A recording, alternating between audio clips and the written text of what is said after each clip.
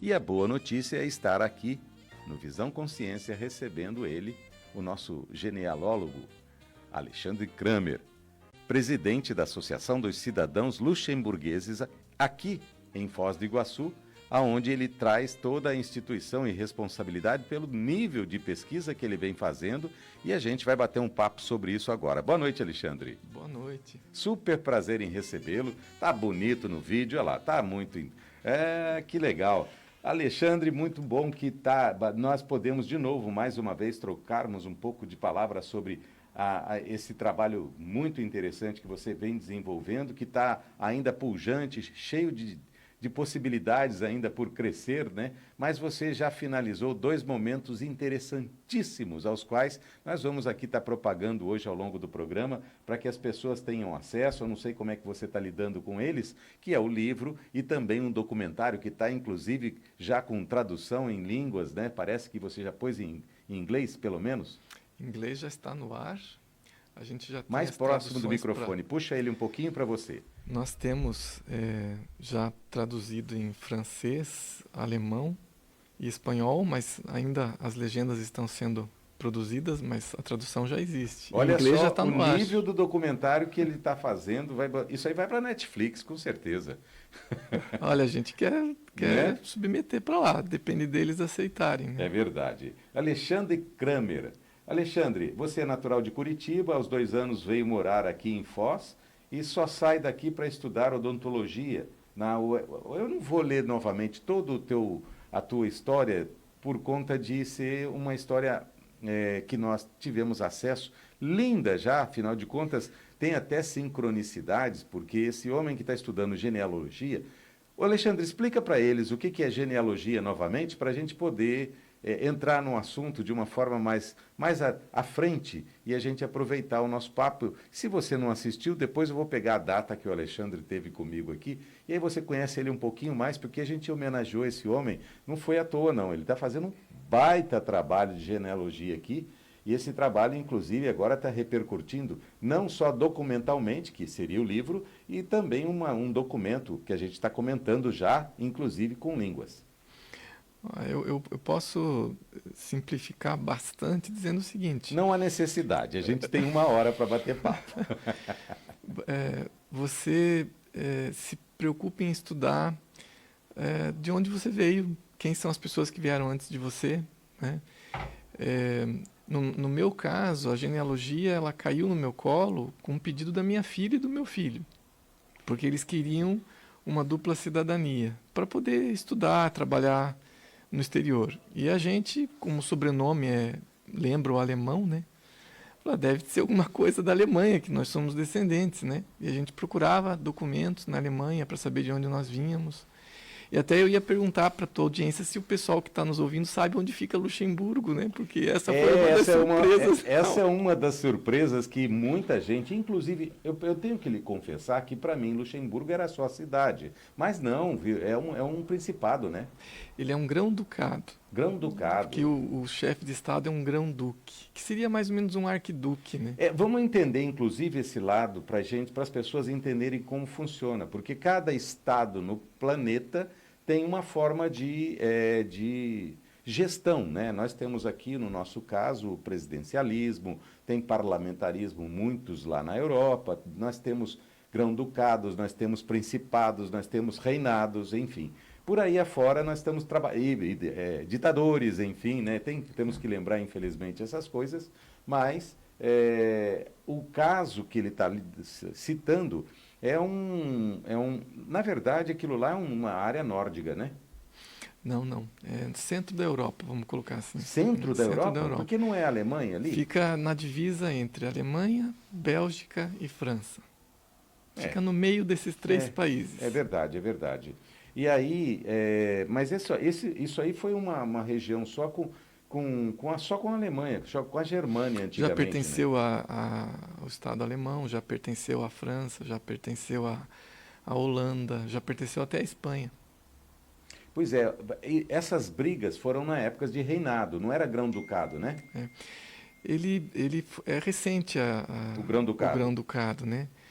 Ele se torna independente logo depois que os meus trisavós deixaram o Grão-Ducado Luxemburgo. Foi em 1891. E eles deixaram o Luxemburgo em 1889, quando ele ainda pertencia à Holanda. E quando a gente começou a estudar esse passado desconhecido, eu nem sabia que Luxemburgo existia, né? Quanto mais agora está falando com vocês aqui sobre ser um grão-ducado, né? Você imagine que você é uma pessoa culta, você tem descendências de lá, e nem sabia também, né? Essa história isso foi outra grata. Aliás, eu queria alinhar, Alexandre, uma outra coisa para a audiência, e para mim também, porque é interessante, porque muita, não para mim não, porque eu tenho realmente conhecimento da palavra, mas genealogia, muita gente pensa que pode ser vem do lado de gênio, né? Por causa da etimologia, palavra gênio está meio ligado. Não tem nada a ver com intelectualidade, não tem nada a ver com nada disso, e sim com a árvore genealógica, aquela árvore familiar ao qual você vai dissecando ali os pedacinhos por pedacinhos e tentando encontrar da onde você vem, qual é a sua história, né? Como é que fica o seu extrato. E isso traz, para quem está mexendo com isso, traz assim absurdidades de conhecimento, né? Foi uma grata surpresa encontrar na genealogia questões fundamentais sobre o seu ser. Por exemplo, no meu caso, e eu costumo sempre lembrar isso, nós somos um pedacinho de cada um dos que veio antes de nós, dos que vieram antes de nós. E, por exemplo, uma das questões que a gente encontrou durante as nossas pesquisas foi eu descobri que muitos dos meus antepassados eram dentistas, com algum tipo de formação de odontologia. E eu sou dentista. Né? Mas parece que aí eu estou lembrando, só não estou enfático ainda, porque foi uma passagem do nosso conhecimento aqui, mas dentro do teu contexto familiar, eu acho que você é um dos únicos, né? Inclusive aqui nesse período. Você fala de odontólogo? Não, na minha família tem muitos odontólogos. É mesmo? Muitos odontólogos. Não, aí então a sincronicidade é interessante. Eu fui o primeiro do núcleo familiar meu que se formou, realmente. Mas o que a gente encontra na genealogia assim são pessoas que se formaram ou trabalhavam na área, porque faculdade de odonto é uma coisa muito recente, né? Quando a gente vai buscar 200, 300, 500 anos, daí já não tem faculdade, mas eles trabalhavam como práticos, vamos dizer assim, mas eram da área, né? Tinham algum tipo de formação na área. O Joaquim Francisco Xavier era um exemplo. Tiradentes, porque, como alferes que era, ele tirava dentes, né? E aí era um dentista. Era um dentista, entre aspas, né? E assim... Aliás, ele tinha um belo conhecimento bastante grande de fitoterapia, de uma série de coisas. Esse alferes aí. O meu passado, que a gente vai estudar e descobrir que tem origem nesse grão-ducado, ele vai além, né? Quando a gente descobre fotos antigas e tenta entender o contexto daquelas fotos, o nível de informação que a gente vai encontrando é muito grande. Tanto que rendeu um livro e depois um documentário, que até convido a todos que estão nos assistindo. Está de graça, disponível para vocês assistirem no YouTube.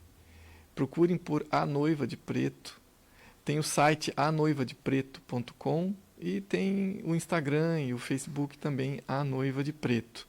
Ficou simples. E essa história da Noiva de Preto a gente vai tangenciar daqui a pouquinho.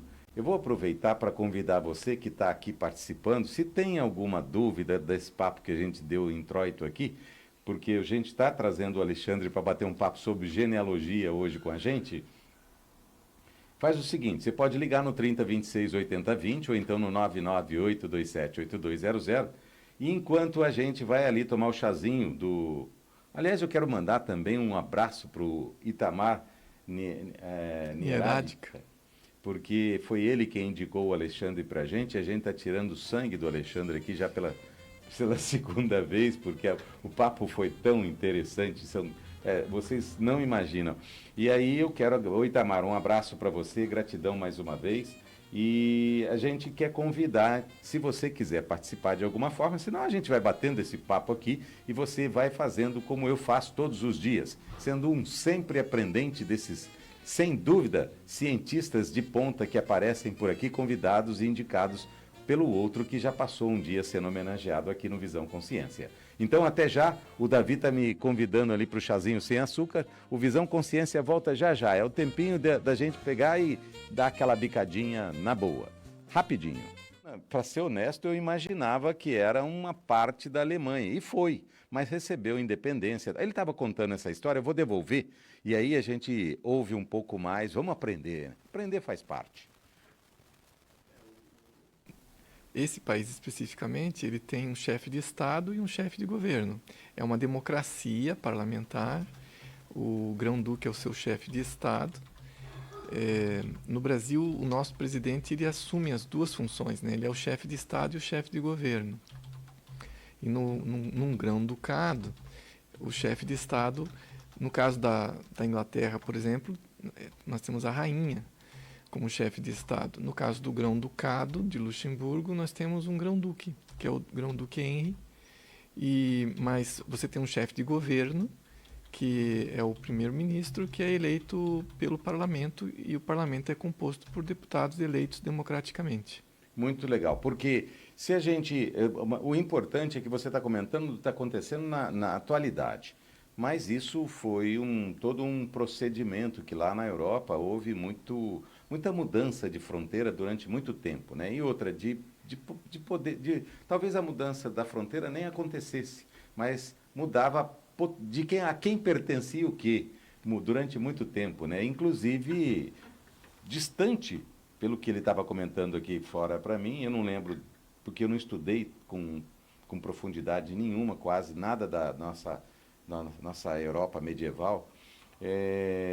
Esse Grão-Ducado, que é Luxemburgo hoje, ele já pertenceu inclusive à Espanha, que fica um pouco até distante da circunstância. Se chamava de Gibraltar do Norte, né? Eu lembro isso em filme, Gibraltar do Norte.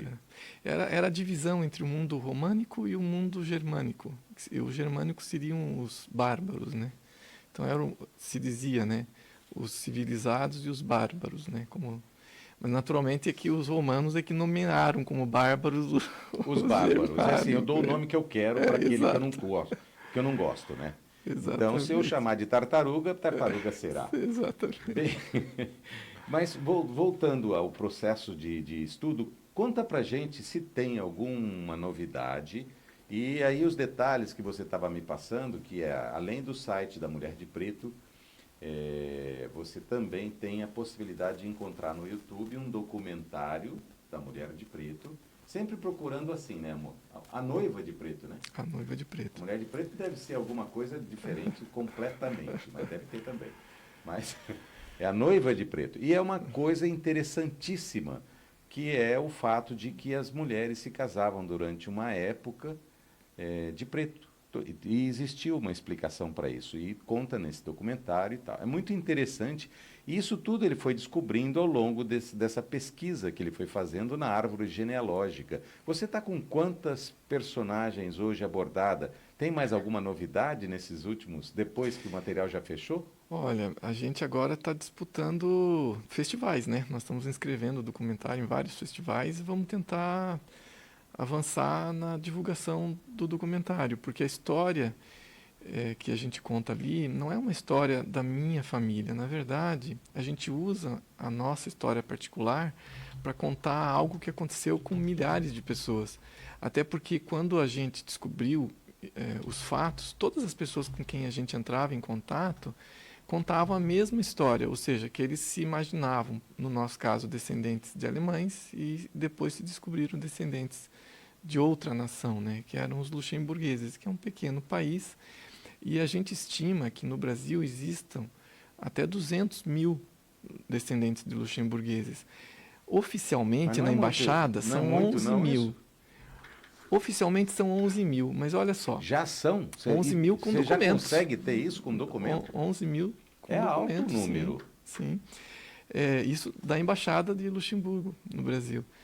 Na minha árvore, Eu não sei se nós temos 100 pessoas com documentos, e eu tenho 3.000 pessoas na minha árvore. Ou seja, vai crescer isso com Sim, certeza, é verdade. a estimativa É, não a- está longe da realidade. Ó, eu vou te dizer uma coisa interessante sobre isso. Eu vou aproveitar para convidar você que está aqui participando, se tem alguma dúvida desse papo que a gente deu em introito aqui, porque a gente está trazendo o Alexandre para bater um papo sobre genealogia hoje com a gente. Faz o seguinte, você pode ligar no 30 26 80 20 ou então no 998 27 8200 e enquanto a gente vai ali tomar o chazinho do... Aliás, eu quero mandar também um abraço para o Itamar Nierádica. Nierádica, porque foi ele quem indicou o Alexandre para a gente está tirando o sangue do Alexandre aqui já pela segunda vez, porque o papo foi tão interessante, vocês não imaginam. E aí eu quero, ô Itamar, um abraço para você, gratidão mais uma vez.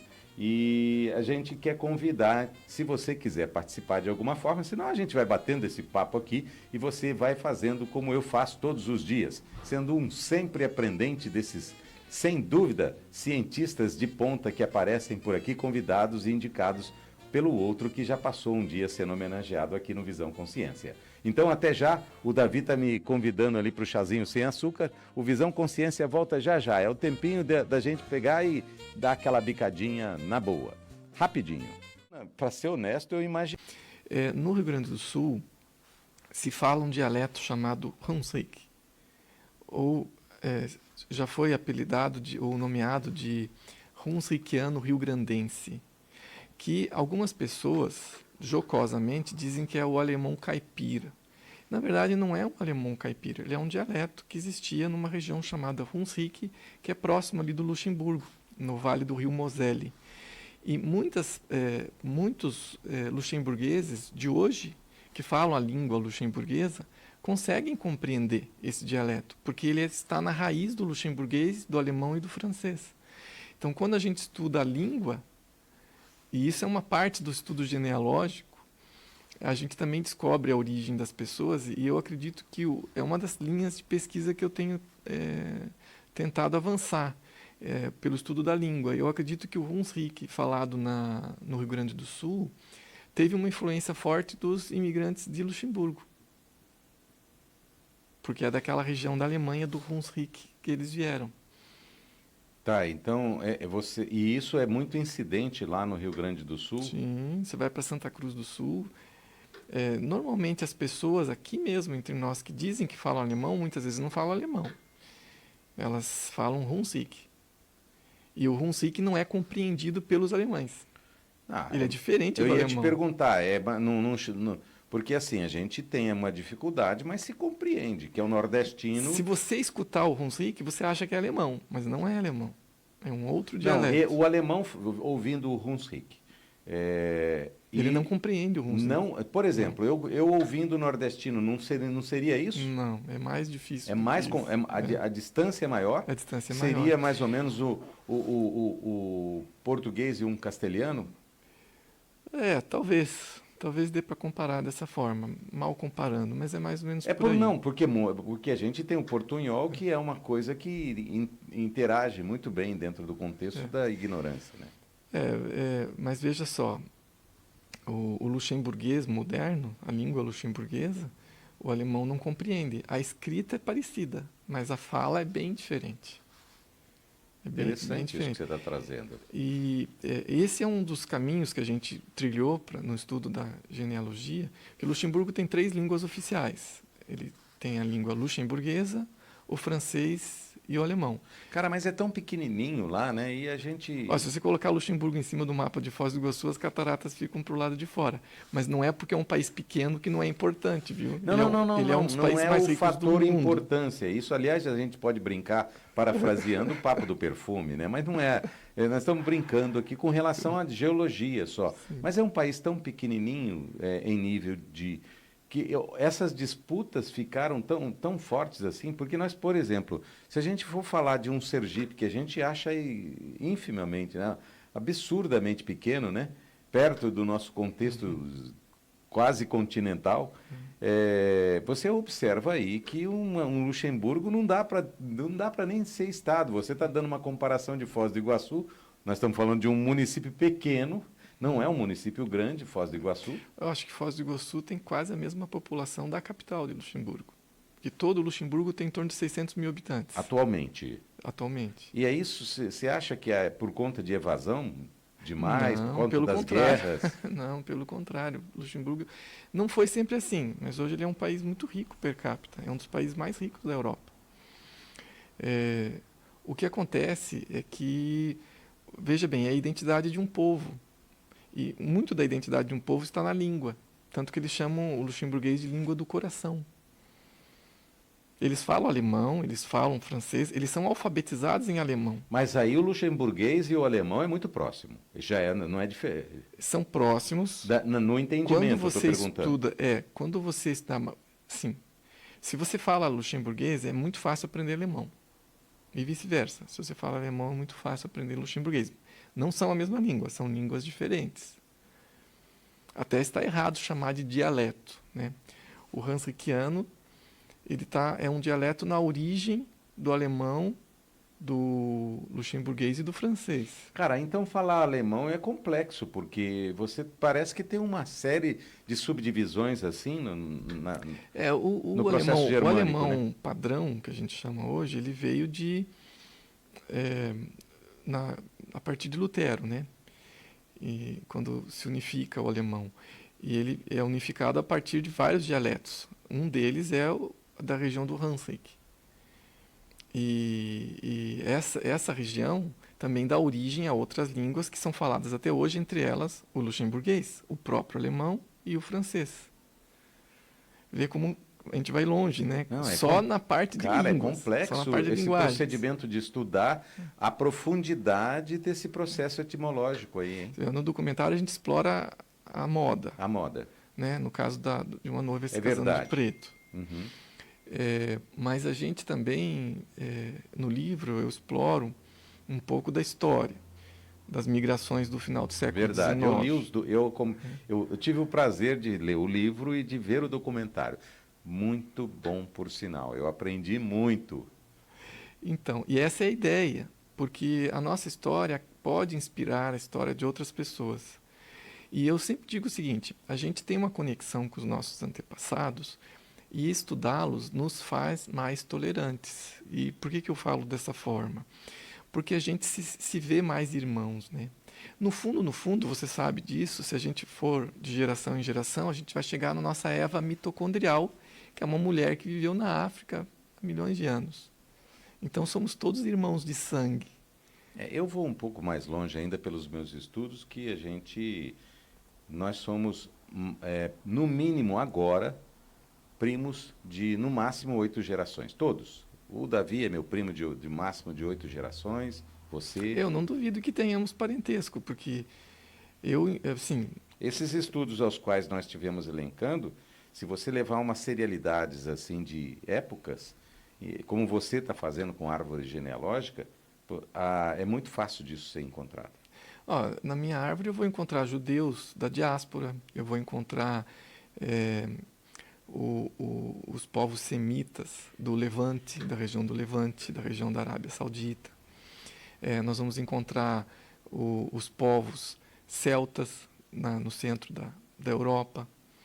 Se eu for te contar aqui a diversidade de coisas que tem numa árvore genealógica... É interessante o que você está trazendo, porque se você analisar, você até fez uma citação agora há pouco com relação ao meu livro, tem um pouco da história, ele entra também com a história da moda, mas tem um pouco da história. Já o documentário enfatizou o processo da moda, que é uma parte dos meus estudos. Quantas ainda são as possibilidades de dicotomia que você vai encontrar nesse procedimento, né? Veja só, isso tudo que você está falando do livro, do documentário, como a gente estava comentando aqui antes de entrar no ar, é uma síntese da síntese.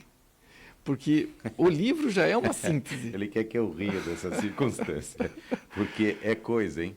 Olha, eu comecei a escrever o livro com 10 de 60 documentos. E eu nem traduzi os outros 50. Para você ter uma ideia. E aquele tradutor especial que você encontrou do alemão, que é um alemão especial também, luxemburguês, né? Como é que é? Ele está acessível?